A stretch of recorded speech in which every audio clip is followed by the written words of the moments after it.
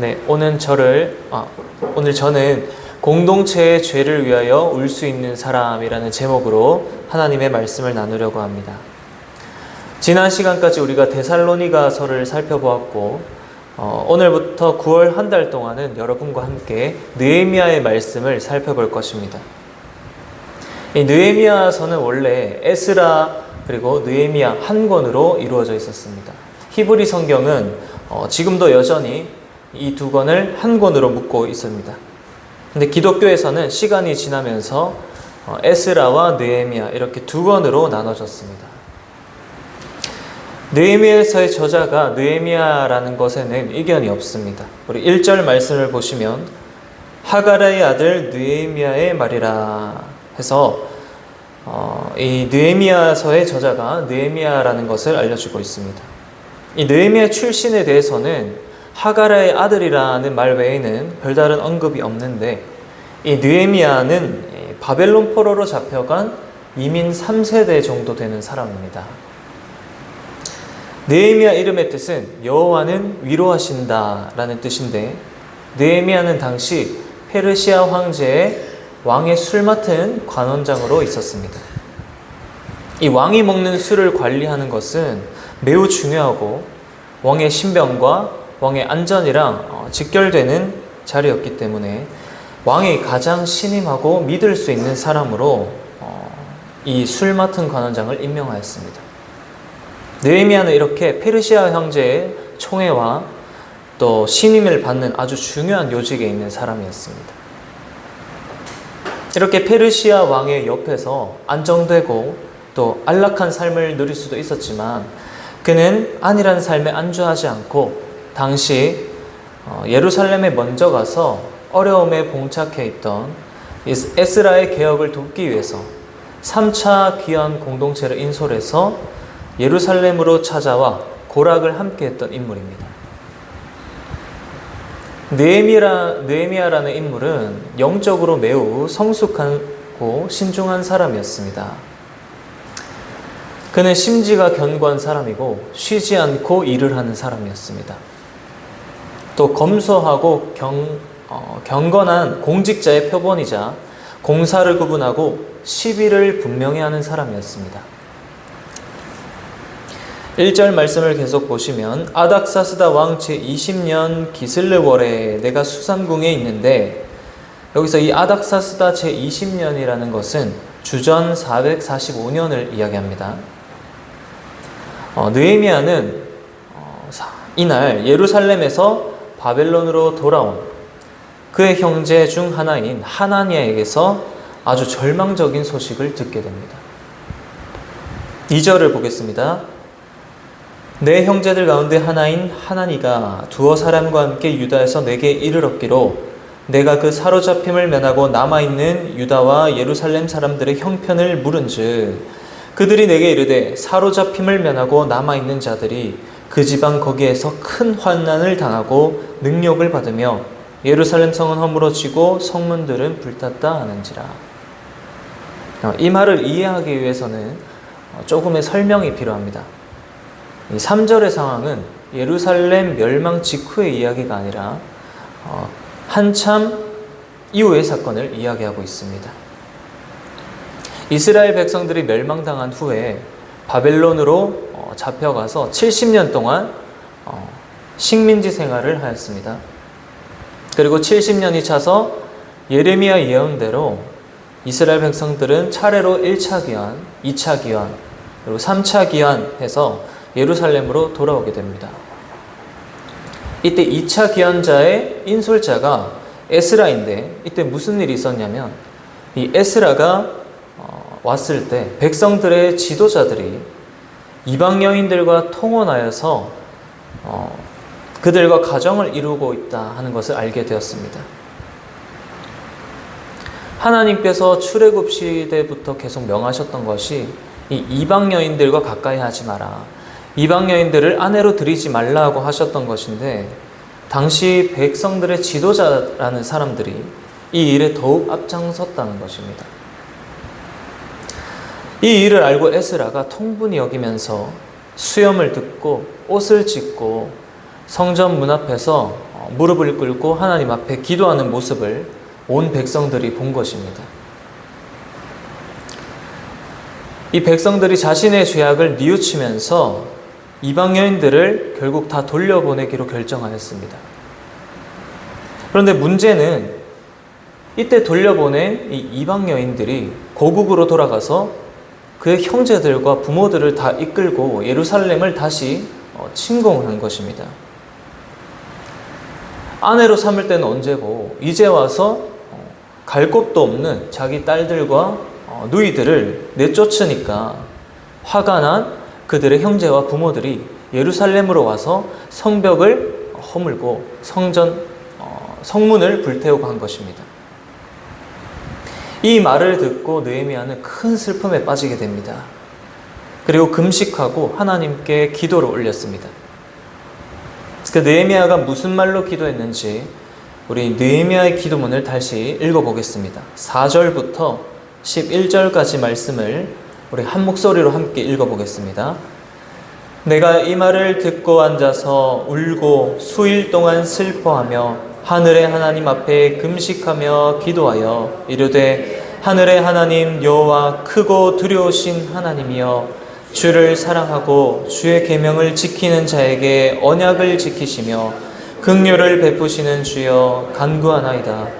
이제 종이 주의 종들인 이스라엘 자손을 위하여 주야로 기도하며 우리 이스라엘 자손이 주께 범죄한 죄들을 자복하오니 주는 귀를 기울이시며 눈을 여시사 종의 기도를 들으시옵소서. 나와 내 아버지의 집이 범죄하여 주를 향하여 크게 악을 행하여 주께서 주의 종 모세에게 명령하신 계명과 율례와 규례를 지키지 아니하였나이다. 옛적에 주께서 주의 종 모세에게 명령하여 이르시되 만일 너희가 범죄하면 내가 너희를 여러 나라 가운데 흩을 것이요 만일 내게로 돌아와 내 계명을 지켜 행하면 너희 쫓긴 자가 하늘 끝에 있을지라도 내가 거기서부터 그들을 모아 내 이름을 두려고 택한 곳에 돌아오게 하리라 하신 말씀을 이제 청하건대 기억하옵소서. 이들은 주께서 일찍이 큰 권능과 강한 손으로 구속하신 주의 종들이요 주의 백성이니이다. 주여 구하노니 귀를 기울이사 종의 기도와 주의 이름을 경외하기를 기뻐하는 종들의 기도를 들으시고 오늘 종이 형통하여 이 사람 앞에서 은혜를 입게 하옵소서 하였나니 그때 내가 왕의 술관원이 되었느니라. 아멘. 네, 이 느헤미야라는 사람은 당시 율법에 대해서 해박할 뿐만 아니라 역사를 꿰뚫어 보는 눈을 가진 사람입니다. 이스라엘 백성들이 고통당하고 이렇게 바벨론에게 포로로 잡혀가 살고 있는 그 이유가 이스라엘 백성들이 하나님의 말씀에 불순종한 결과이며 또 하나님께서 레위기 말씀을 통해 경고하신 그 예언이 그대로 이루어졌음을 느헤미야는 이해하고 있었습니다. 그런데 그들이 또 하나님께 잘못하고 포로로 잡혀간 후에도 여전히 이방 여인들과 통혼하고 하다가 성문이 불타고 성벽이 허물어졌다는 이야기를 듣자 가슴을 치며 정말로 안타까워하면서 눈물로 기도하는 것을 볼 수 있습니다. 그런데 우리가 본받을 것은 이 느헤미야의 기도의 내용입니다.